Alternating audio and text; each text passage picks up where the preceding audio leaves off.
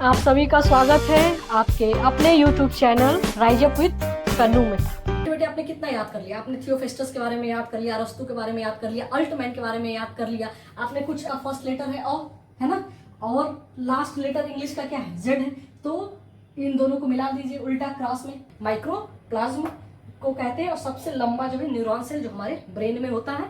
और हमने देखा कि ह्यूमन बॉडी में सबसे। जय हिंद साथियों, आप सभी का स्वागत है आपके अपने channel rise up with Kannu में। आप लोग जानते हैं कि जितने लोग टीचर बनना चाहते हैं 2025 में आप सबके लिए एक साइंस का सीरीज शुरू किया गया है, जिसमें आपको साइंस की सारी क्लासेस फ्री ऑफ कॉस्ट मिलेंगी और एमसीक्यू फॉर्म में नहीं, आपको सारा थियोरेटिकल और न्यूमेरिकल सारी क्लास आपको फ्री ऑफ कॉस्ट मिलेगी। और इस क्लास का जो है कि वैल्यू इतना ज़्यादा है कि आप कोई भी क्लास परचेज करके देख लीजिए, उसका क्लास करिए और इसका क्लास कर लीजिएगा और दोनों में आप अंतर देखेंगे।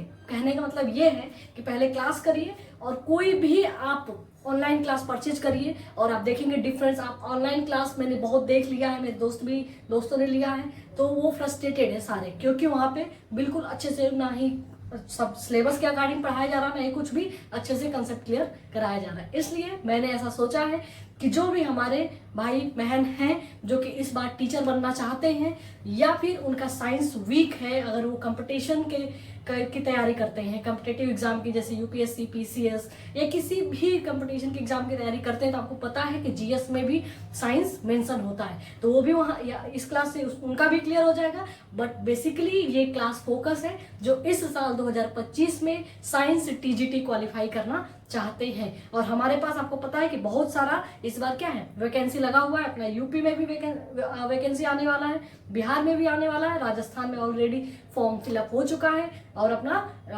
दिल्ली में भी आने वाला है, एमपी में भी आने वाला है। मतलब कि इस साल 2025 में आपके पास सुनहरा मौका है और उसमें आपको अगर टीचर बनना है तो ज़्यादा से ज़्यादा 60 से 70 क्लास आपको करने हैं और इसमें आप देखेंगे कि सारा साइंस आपका क्लियर हो जाएगा। मैंने और मेरी टीम ने साइंस के पूरे सिलेबस का हमने उसको पीडीएफ फॉर्म में उसको बना लिया है, उसको देख लिया है कि कैसे कैसे क्या करना है और उसके हिसाब से आपको डिलीवर किया जाएगा और सारी सेवाएं ये जो होंगी फ्री ऑफ कॉस्ट है। तो आप लोगों से सिर्फ यही निवेदन है कि आपके जानने वाले में अगर कोई भी जो तैयारी कर रहा है ना साइंस टीजीटी की, ठीक है, तो उसके पास ये वीडियो आप पहुंचा दीजिए। बस यही है मेरा, देखिए मोटो क्या है और उद्देश्य क्या है क्लास शुरू करने का, ताकि जो भी बच्चे हैं जो पैसा नहीं दे पा रहे हैं या फिर ऐसे भी बच्चे जो पैसा तो दे पा रहे हैं लेकिन क्वालिटी उनको मिल नहीं पा रही है, क्वालिटी तो नहीं मिल पा रही है, ये तो आप खुद देख लेंगे, ठीक है। कि आप कहीं भी सर्च करिए यूट्यूब पे, आपको साइंस की क्लास सर्च करिए, सिर्फ एमसीक्यू फॉर्म में अपना आता है, उसको क्या बोलते हैं पीपीटी में और एक्सप्लेन कर देते हैं, है ना, तो उससे तो आपकी तैयारी होती है नहीं। यहाँ पे आपको जैसे क्लासरूम में पढ़ाया जाता है लिख के, जब भी आप क्लास करते थे या जब आप कोचिंग जाते हैं तो क्लासरूम में जैसे लिख करके आपको पढ़ाया जाता है वैसे पढ़ाया जाए, कोई भी पीपीटी और इन सब चीज़ों से आपको नहीं पढ़ाएगा जाएगा। और दूसरी बात की सारी चीज़ें आपको क्या है क्लास में ही याद करा दी जाएगी। बस कंडीशन ये है कि ध्यान से सुनना है और उसके बाद से आप देखेंगे कि अपना जो है कि व्हाट्सएप चैनल वगैरह और टेलीग्राम जो भी होता है, उतना टेक्निकल जानकारी तो मुझे नहीं है, मेरी टीम जो है उस पर काम कर रही है, तो वो भी आपको सारा क्लास आपको क्या है पीडीएफ फॉर्म में भी मिल जाएगा। बस इसलिए आपको सिर्फ और सिर्फ ध्यान से सुनना है और आपका साइंस क्या हो जाएगा इस बार। अगर आपको साइंस का टीजीटी का एग्जाम क्वालिफाई करना है तो सिर्फ ध्यान से सुनना है। देखिए अब ज़्यादा बात नहीं करूँगी, बहुत बात कर हो गई आज तो लास्ट क्लास में आपने देखा था कि हमने एक चैप्टर शुरू किया था सेल, है ना, इसके बारे में हमने इंट्रोडक्शन एक दे दिया था, ठीक है। अब हम आज से अच्छे से इसको पढ़ना शुरू करेंगे। देखिए सेल जो है कि पहले इसी को हम क्यों पढ़ रहे हैं, देखिए हमने शुरू किया है बायोलॉजी, आपको पता होगा कि हमने बायोलॉजी शुरू किया है और बायोलॉजी यानी कि इसका क्या होता है, इसको हम क्या कहते हैं जीव विज्ञान, हिंदी वाले कहते हैं। हाँ, ये क्लास जो है इंग्लिश में चलेगी, मतलब कि हिंदी मीडियम है चाहे इंग्लिश मीडियम है आपका, दोनों के लिए ये क्या है इक्वली इंपॉर्टेंट है क्लास, है ना। तो इंग्लिश में चलेगी, थोड़ा सा आपको अटेंटिव होकर के लिखना है। मैं कोशिश करूंगी कि हिंदी में भी चीज़ों को डिक्टेट करूं और इंग्लिश में भी करूं, जितना पॉसिबल होगा उतना करूंगी, लेकिन आपको उसका टेंशन नहीं लेना है क्योंकि नोट्स आपको प्रॉपर मिल जाएगा, है ना। तो देखिए हमने बायोलॉजी अभी शुरू किया, बायोलॉजी का भी क्लास मिलेगा आपको, फिजिक्स भी मिल जाएगा और केमिस्ट्री भी मिलेगा। तो अब आपको क्या करना है, कि लास्ट क्लास में हमने सेल इंट्रोडक्शन शुरू कर दिया था। अब देखिए सेल क्यों पढ़ रहे हैं, क्योंकि हमने शुरू किया है क्या, बायोलॉजी। बायोलॉजी आपको पता है कि जीव विज्ञान को हम क्या कहते हैं, बायोलॉजी कहते हैं। इसका अध्ययन क्या, जीव और जंतुओं के बारे में अध्ययन को हम जीव विज्ञान कहते हैं, है ना। The study of animals and plants is called biology. Last class हमने देख लिया था। फिर हमने देखा था कि ये जो अपना बायोलॉजी है ना, बायोलॉजी है, तो ये कौन बोला था, याद है ना, हमने याद करा दिया था जी। जिसने वो क्लास देखा होगा आपको याद होगा कि ये बायोलॉजी टर्म जो है सबसे पहले कौन दिया था, अरस्तु ने दिया था। इसीलिए फादर ऑफ जो है कि बायोलॉजी हम किसको कहते हैं, फादर ऑफ बायोलॉजी अरस्तु को कहते हैं। फिर आगे साइंटिस्ट आए, है ना, उन्होंने क्या कहा कि नहीं, बायोलॉजी जो है कि दो तरीके का होता है। क्या होता है, पहला अपना जूलॉजी, है ना, जूलॉजी और बॉटनी, है ना, जूलॉजी और बॉटनी। आपने देखा कि किसको, जूलॉजी और बॉटनी में। तो जूलॉजी का मतलब क्या होता है, जंतु विज्ञान, जिसको हम कहते हैं जंतु, ठीक है, और बॉटनी को कहते हैं पादप विज्ञान, है ना। तो देखिए ये जो अपना जूलॉजी था ना, ये जूलॉजी का जो फादर है उनको हम बताइए, याद है ना, कल वाली क्लास, लास्ट वाली जो क्लास थी, पिछली क्लास, मतलब अरस्तु। और इसको पादप बॉटनी का जो फादर है उनको हम क्या कहते हैं, थियोफेस्टस कहते हैं, है ना, थियोफेस्टस।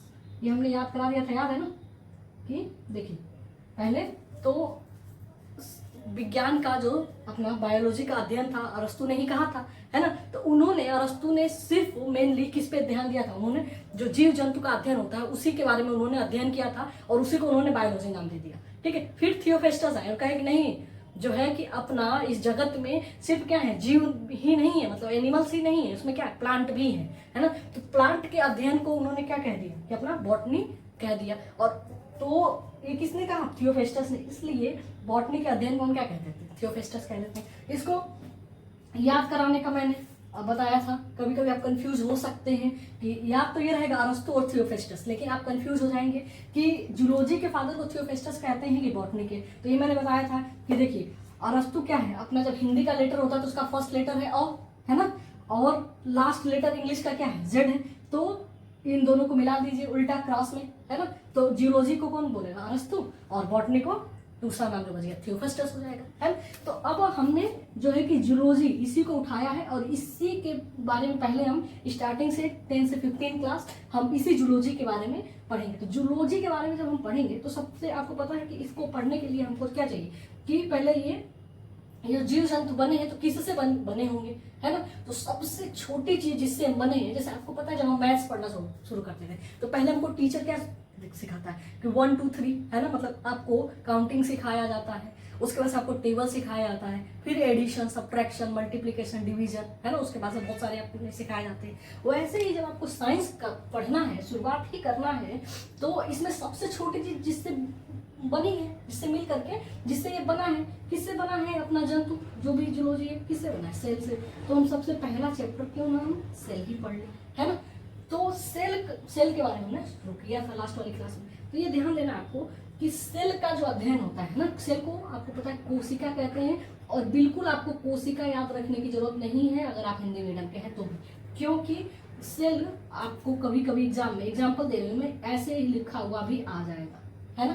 तो आपको ये सेल ही याद करना है। इसलिए मैं हिंदी मीडियम वालों से रिक्वेस्ट करूंगी कि वो कोशिश करें चीज़ों को इंग्लिश में ही पढ़ने की, है ना। क्योंकि एग्जाम अभी पिछला जो एग्जाम हुआ था उसमें भी आप देखेंगे कि इंग्लिश वाले वर्ड को हिंदी में नहीं ट्रांसलेट किया था, उसी को देवनागरी लिपि में लिख दिया था। जैसे ये सेल है ना, ये भी सेल लिखा है, ये भी सेल लिखा है ना। तो ये देवनागरी लिपि में लिखा है और ये क्या है, रोमन में लिखा है, ठीक है। तो एग्जाम जो भी अब हो रहे हैं उसमें ट्रांसलेट नहीं कर रहा है ज़्यादातर साइंस वाले सब्जेक्ट में, और उसको देवनागरी में लिख दिया। तो मैं कोशिश करूंगी कि हिंदी देवनागरी में लिख दूं, और ये इंग्लिश वालों के लिए भी अच्छा रहेगा, क्योंकि कितना भी इंग्लिश मीडियम है, मुझे पता है अच्छे से इंग्लिश मीडियम की हकीकत, तो कि वो भी इंग्लिश के जो वर्ड्स होते हैं स्पेलिंग में उनको याद नहीं हो पाती है अच्छे से, और प्रोनाउंसिएशन भी याद नहीं होता है। तो मैं इंग्लिश के भी वर्ड जो है कि इंग्लिश साउंड के साथ देवनागरी लिपि में लिख दूंगी, ताकि आपके लिए मतलब एक जो कोई फॉर्मेलिटी वाला हमको पढ़ाई करना ही नहीं है ना, कि हमको इंग्लिश लिखने आ रहा है, चाहे हमको हिंदी लिखने आ रहा है, चाहे हमको इंग्लिश में भी आ रहा है हिंदी में, ऐसा कुछ हमको सोचना ही नहीं है। एकदम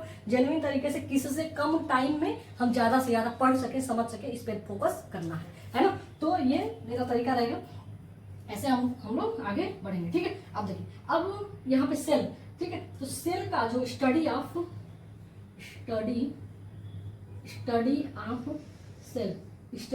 सेल अपना क्या कहलाता है, साइटोलॉजी कहलाता है। क्या कहलाता है, साइटोलॉजी, है ना, साइटोलॉजी। देखिए जहां पर भी अगर आपको साइटो मिल जाए, है ना, तो वहां पे आप समझेंगे कि सेल की बात हो रही है। ओके, तो study of cell is called cytology, ठीक है। अब देखिए, अब ये सेल हो गया अपना, सेल के अध्ययन को हम क्या कहते हैं। अच्छा यही लगे, आप देख भी लीजिए कि जैसे बहुत छोटे जो सी ग्रुप या डी ग्रुप के एग्जाम होते हैं उसमें पूछा हुआ है।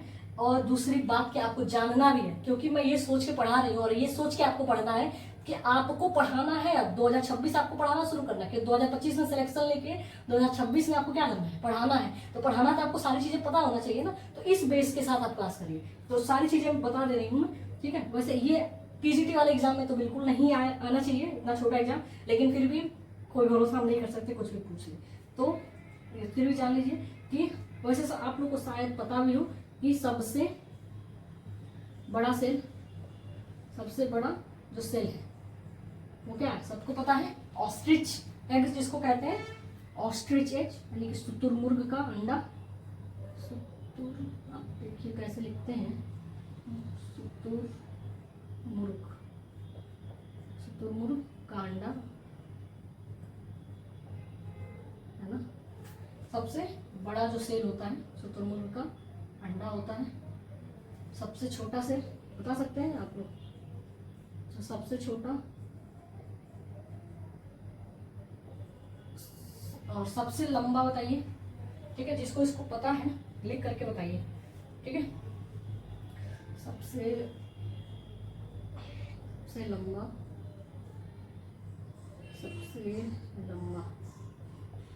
बताइए। और ठीक है, तो देखिए सबसे छोटा, सबसे बड़ा सेल तो क्या आप सब लोग बचपन से पढ़े आए होंगे। इस तुरमुर्ग का सबसे छोटा अपना जो है कि माइक्रोप्लाज्म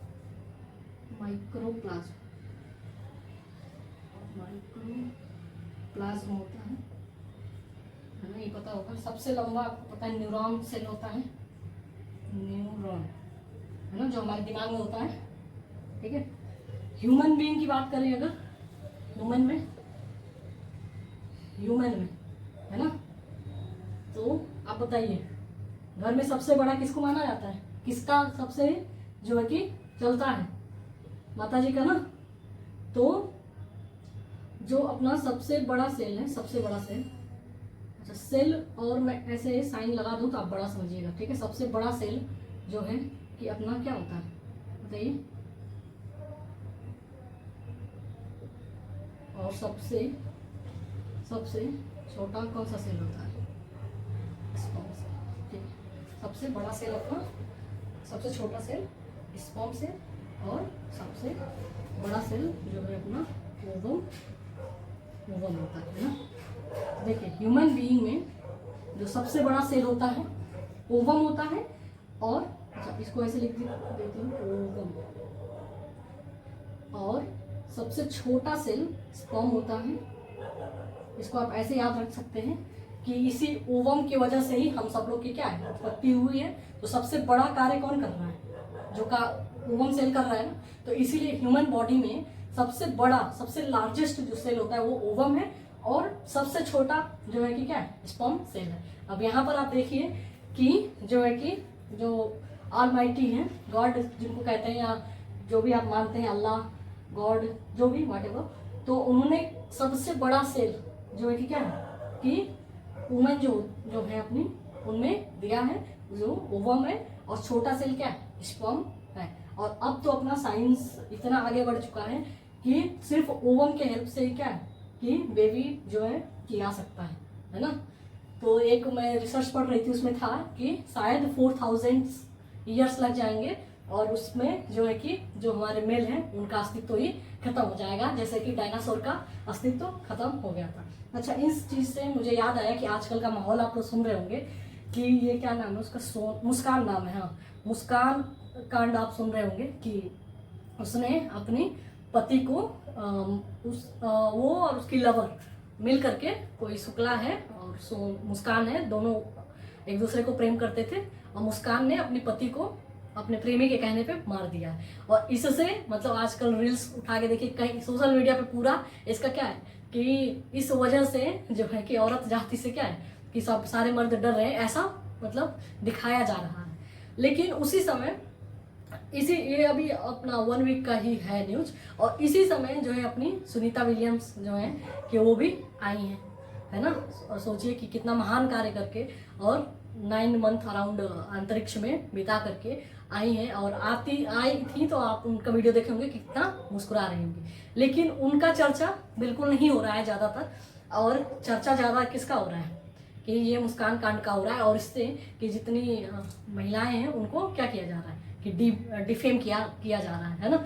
और तो इन सब चीज़ों से समझ में आता है कि सोसाइटी क्या है अपनी किस तरीके से है। लेकिन खैर वो अलग मुद्दा है, उसमें कभी समय मिलेगा तो बहस किया जाएगा कि कौन सही है कौन गलत है क्या है उसमें, ठीक है। बट आपको देखिए सिंपल से बताने की बात ये थी कि आज अपना क्या एक चैप्टर हमने शुरू किया है सेल, और सेल के अध्ययन को, study of cell is called क्या कहते हैं इसको हम, study of cell is called cytology. और फिर हमने देखा कि सबसे बड़ा जो सेल है आप सबको पता है शुतुरमुर्ग का अंडा, जिसको ऑस्ट्रिच एक कहते हैं, और सबसे छोटा जो है माइक्रोप्लाज्म को कहते हैं, और सबसे लंबा जो है न्यूरॉन सेल जो हमारे ब्रेन में होता है। और हमने देखा कि ह्यूमन बॉडी में सबसे बड़ा है ना, सबसे बड़ा आकार में सबसे बड़ा सेल जो है जो हमारी मम्मी लोग के पास होता है, और जो हमारी जो जितनी भी महिलाएं हैं सबके पास होता है, जिसकी वजह से नए बेबी का क्या होता है बर्थ होता है, ओवम, है ना। और सबसे छोटा सेल स्पर्म जिसको कहते हैं। इतना आपको याद रखना है एकदम, क्योंकि पढ़ाना भी ना है 2026 में, तो ये आपको याद रखना है क्योंकि क्लास में जाके आपको भी ये चीजें पढ़ानी पड़ेगी, ठीक है। इतनी बात क्लियर हो गई ना। और जल्दी जल्दी लिख दीजिए इसको कि लिखिए फादर ऑफ बायोलॉजी किसको कहते हैं, father of zoology, father of botany, ठीक है। और सेल के बारे में थोड़ा सा और आप समझिए कि सेल जो है ना कि चलिए अब हम बात करते हैं कि सेल के बारे में। सेल, अच्छा सेल थ्योरी समझ लेते हैं पहले। सेल थ्योरी, जो सेल के बारे में छोटी मोटी जो जानकारी थी वो हमने समझ लिया। अब देखिए सेल थ्योरी क्या है, 3 साइंटिस्ट जो हैं कि सेल की थ्योरी दिए हैं, ठीक है। और इन तीनों का नाम जो है कि याद रखना हमारे लिए क्या है बहुत ज्यादा जरूरी है। देखिए सबसे पहले जो है अपने मैथियान एंड सिल्डे, ठीक है। मैथियान और सिल्डे ने सेल थ्योरी दिया था, ठीक है। बताऊंगी इन्होंने क्या दिया था, पहले नाम याद कराना बहुत जरूरी है क्योंकि ये नाम जो है कि पूछा हुआ है ना। रोडॉल्फ और विल्चे ने भी सेल थ्योरी दिया था। और तीसरे जो है अपने स्वाडे ने भी दिया था, स्वाडे, है ना। ये थोड़ा नाम बोरिंग हो जाता है लेकिन आपको याद करना जरूरी है। देखिए मैथियान सिल्डे ने किसके बारे में दिया था, ये प्लांट सेल के बारे में उन्होंने बताया था, और स्वाडे जो है एनिमल सेल के बारे में बताया था, है ना।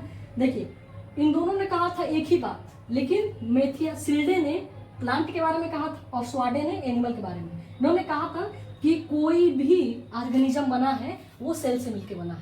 सेल थ्योरी एक्चुअली क्या है कि all organism is made up by cell, all organism is made up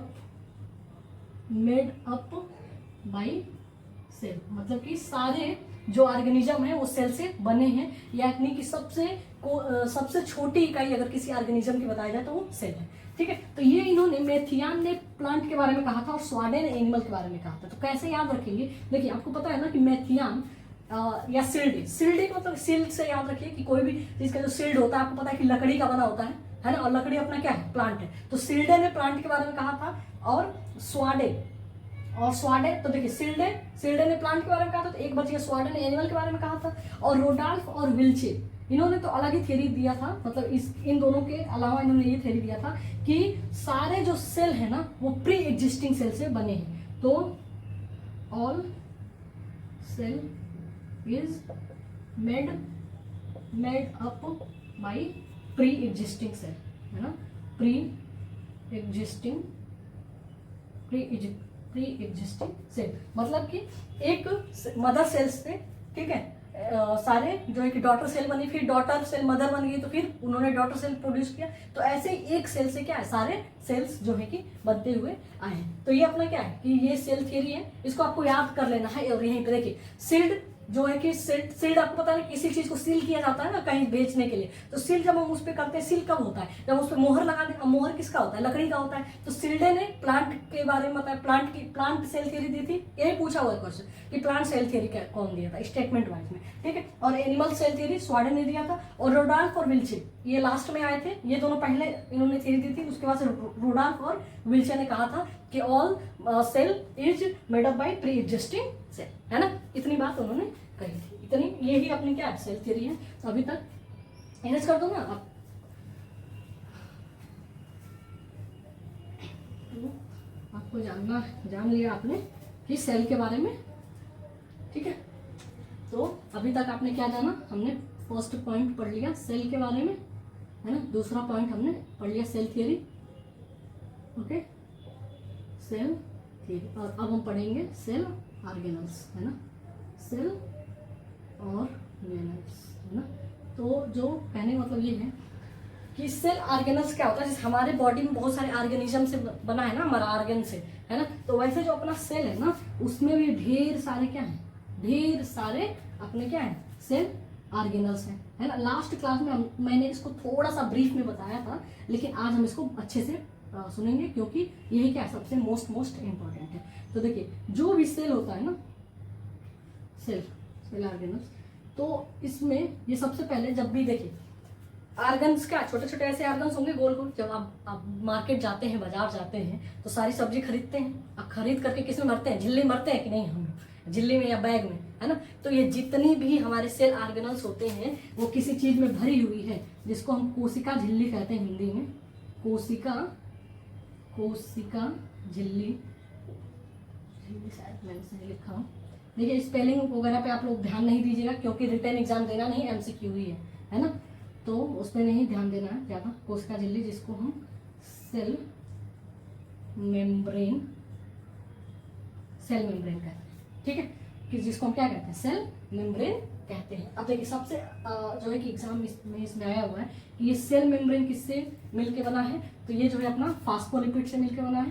phospholipid, ये नाम याद करना होता है थोड़ा सा, फास्फोलिपिड, है ना। 45% सेल मेम्ब्रेन में क्या है अपना फास्फोलिपिड है, ठीक है। 45% अपना क्या है, प्रोटीन है ना, प्रोटीन 45% क्या है, प्रोटीन है। 2 से 3% अपना इसमें कार्बोहाइड्रेट्स, कोलेस्ट्रॉल, प्रोटीन ये सब होते हैं। 2% लगभग प्रोटीन है ना, प्रोटीन, और 2% लगभग अपना क्या है, कोलेस्ट्रॉल है,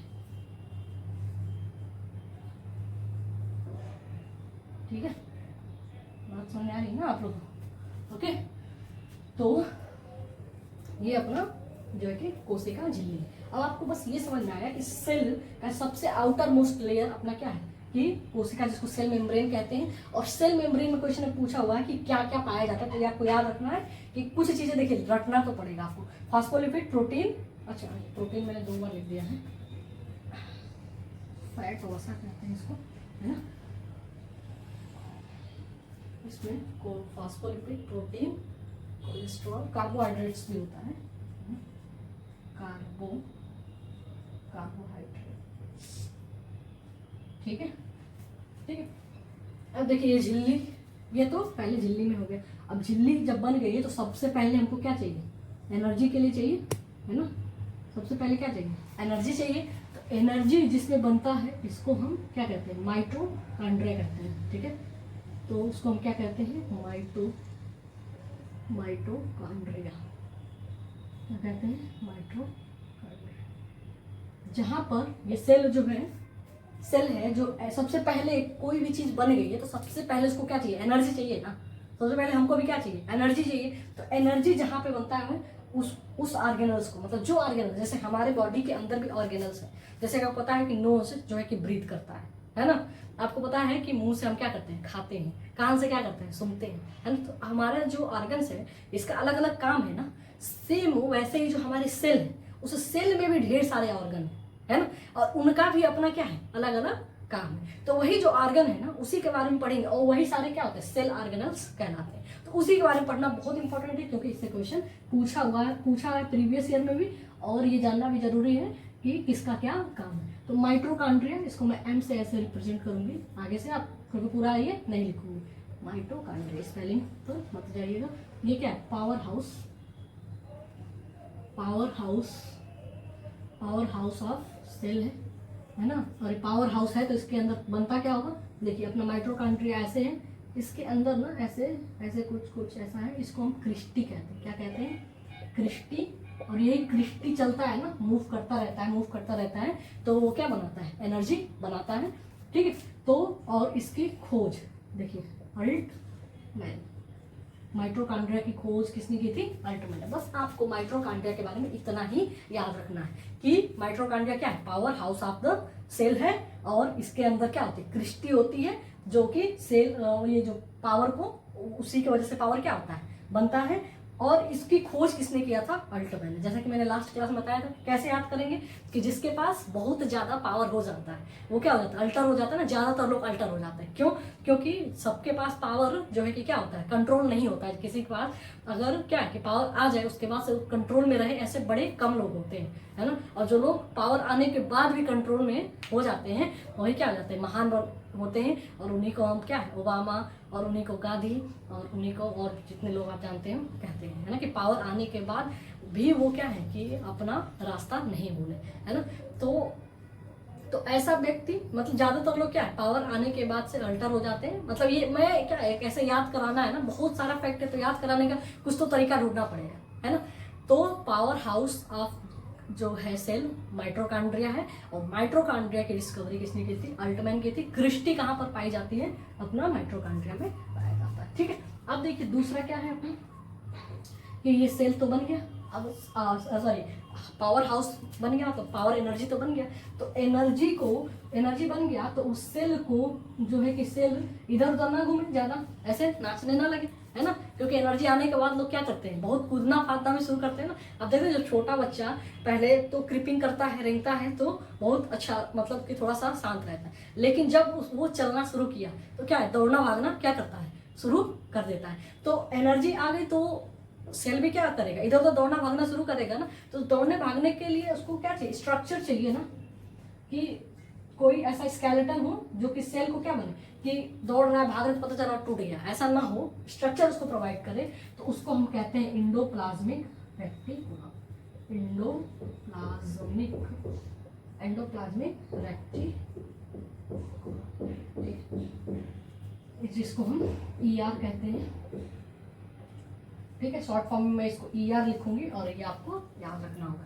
इसमें जो है कि ER में दो तरीके का ये होता है, इसका स्ट्रक्चर ऐसे होता है जो ढांचा देता है। ठीक है, तो ऊपर कुछ ऐसे होते हैं, नीचे बना देते हैं, जहाँ पे ऐसे कुछ RNA लगा होता है ना, RNA चिपका रहता है यहाँ पे। और ये सारा RNA क्या है, DNA क्या है, ये सब हम आने वाली क्लासों में पढ़ेंगे। और इसी को हम क्या कह देते हैं, राइबोसोम्स कह देते हैं। क्या कहते हैं, राइबोसोम्स कहते हैं। और राइबोसोम्स क्या करता है, आपका सिंथेसिस ऑफ प्रोटीन करता है। क्या करता है, सिंथेसिस ऑफ प्रोटीन, है ना, सिंथेसिस ऑफ प्रोटीन यहाँ पे होता है। ठीक है, तो अभी देखिए 3 हमने सेल ऑर्गेनल्स समझ लिया है। अब बाकी का सेल ऑर्गेनल्स हम आने वाली क्लास में समझेंगे। आपको करना, देखिए आप जो सोचिए कि बैठे बैठे आपने कितना याद कर लिया। आपने थियोफेस्टस के बारे में याद कर लिया, अरस्तु के बारे में याद कर लिया, अल्टमैन के बारे में याद कर लिया, आपने कुछ ऐसे सेल थियरी भी समझ ली, है ना, कौन बड़ा सेल है, कौन छोटा सेल है, कौन लंबा सेल है, ये भी आपने समझ लिया, है ना। बहुत सारी चीजें आप बैठे बैठे क्या समझ लिए। ऐसे आपको पूरा क्लास याद करा दिया जाएगा। आपको करना क्या है कि अगर आपको अच्छा लगा है तो लाइक करना है, सब्सक्राइब करना है, और शेयर करना है। और शेयर किसके पास करना है, कि जो भी आपके जानने में है, जिसको लगता है साइंस से डर, तो उसका डर अगर आप चाहते हैं खत्म हो जाए और सब लोग जो है अपनी लाइफ में कुछ अच्छा कर पाए, जो भी उनका एम है उसको अचीव कर पाए, तो उनको उनके पास ही आपको क्या करना है, वीडियो पहुंचा देना है। बाकी और कोई जो है आपसे, देखिए सारी वीडियो ऐसा नहीं कि स्टार्टिंग में कुछ वीडियो जो है कि फ्री ऑफ कॉस्ट है, फिर बाद में पेड बैच कर दिया गया, ऐसा नहीं। मैंने पहले ही कॉन्ट्रैक्ट ले लिया कि नहीं, मुझे पूरा क्लास जो है कि फ्री ऑफ कॉस्ट ही देना है, आप सबके लिए सोचना है। क्योंकि जो बहुत फेमस टीचर भी हैं, आपको समझ रहे होंगे किसके बारे में बात कर रही हूँ, वो भी साइंस का क्लास आते हैं, उसमें दुनिया भर की फालतू बातें करते हैं, है ना, और ऊपर से पढ़ा करके चले जाते हैं, और बाकी जो एग्जाम में चीजें आती हैं उसको तो कोई बता ही नहीं रहा है। और यूट्यूब पे फ्री में क्लास तो है भी नहीं, है ना, ज्यादातर। तो उसके लिए ये जो जिससे आप लोग बेनिफिट हो, इसके लिए शुरू किया गया है क्लास। आई होप कि आपने एंजॉय किया होगा। अब जो है क्लास ये डेली आपको मिलेगी, अब आपको अपने दोस्तों के साथ शेयर करना है। बहुत बहुत धन्यवाद आप सब।